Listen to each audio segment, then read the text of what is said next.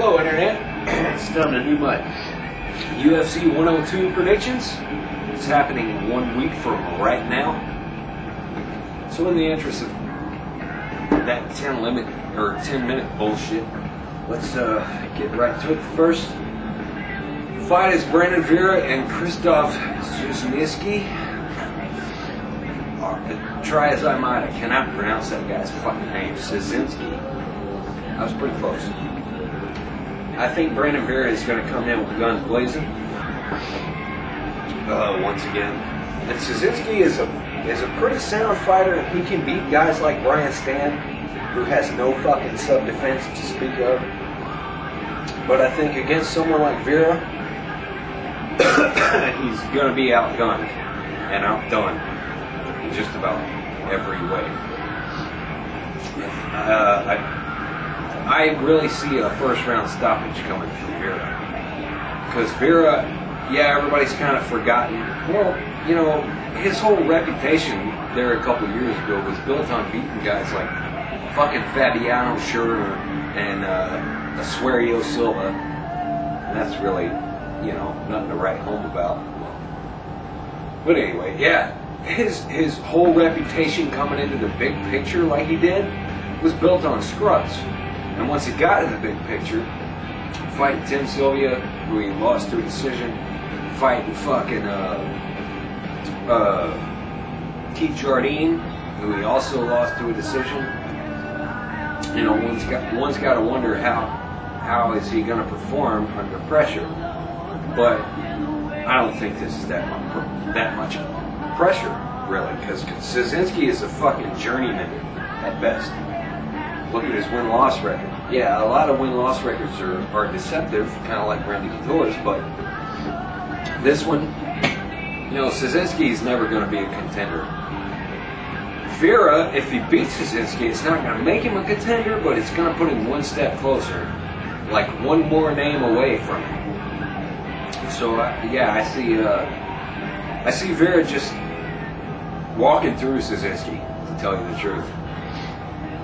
And beat him by TKO in the first round. Kind of like he did with Frank Mir. Oh, God. Alright, next, Chris Lieben and Jake Rishalt.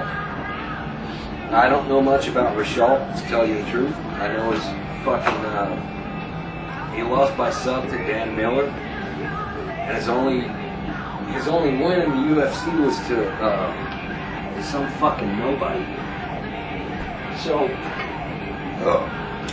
he looks like a tomato can who was put out there to raise Lieben's stock back up before it got dropped after his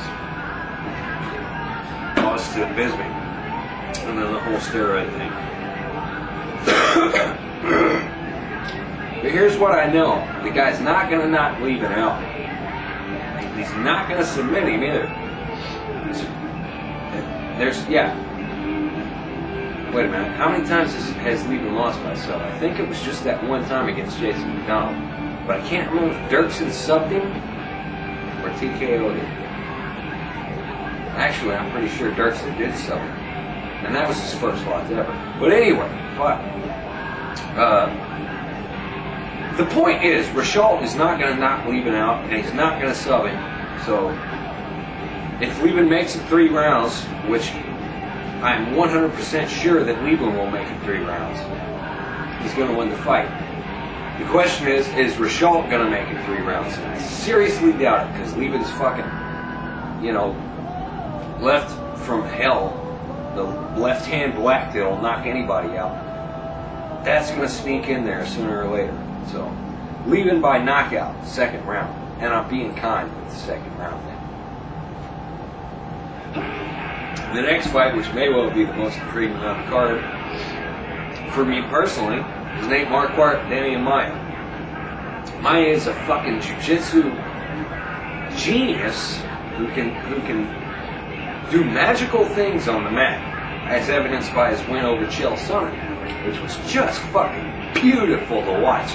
That takedown right into a triangle choke. I mean, that was what legends are made of, is what that was. But you know what? Hoist Gracie was a legend too. And look what happened when he fought Matt Hughes. Nate Marquardt's been saying a lot about how Demian Maia is one-dimensional, and when he fights a well-rounded fighter, he's going to be outclassed. And I think he's right. However, I don't like Marquardt's attitude going into this. I think he's kind of looking past Maia, to tell you the truth. And if he puts himself in danger and slips up even for a fraction of a second, he's going to get subbed. So I'm kind of still, even at this moment, on the fence about this. And I haven't made my mind up. So I will do so right now in the next 5 seconds. And I will say Maia by sub in the second round. Yeah, I might regret that. I'm still not sure if I know what I'm talking about. I'm a little drunk. But, no, well, I know what I'm talking about. I'm just still not sure on my decision. It's just such a fucking pick 'em. Kind of like the main event.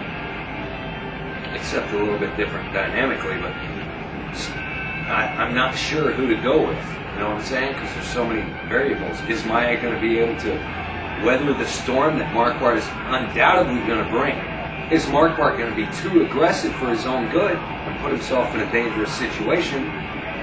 You know what I'm saying? Anything can happen in those 15 minutes.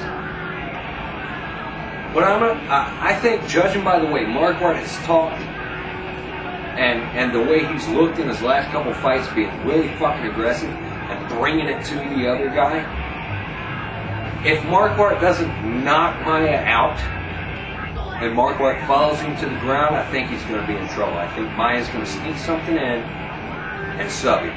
So, once again, Demian Maia by second round submission. That's my prediction there. Alright, moving along. Keith Jardine and Thiago Silva. Thiago Silva by first round knockout. Jardine's chin is suspect. People are writing Silva off because of how stupid he looked against Machida. But everybody does that. That fight he had with Wilson Gouveia, too. We got rocked, I think, in the first. And he was in a little bit of danger. But he came back and won the fight. I think that's the worst that's going to happen to him in this one. Jardine might rock him. Jardine might have him in trouble.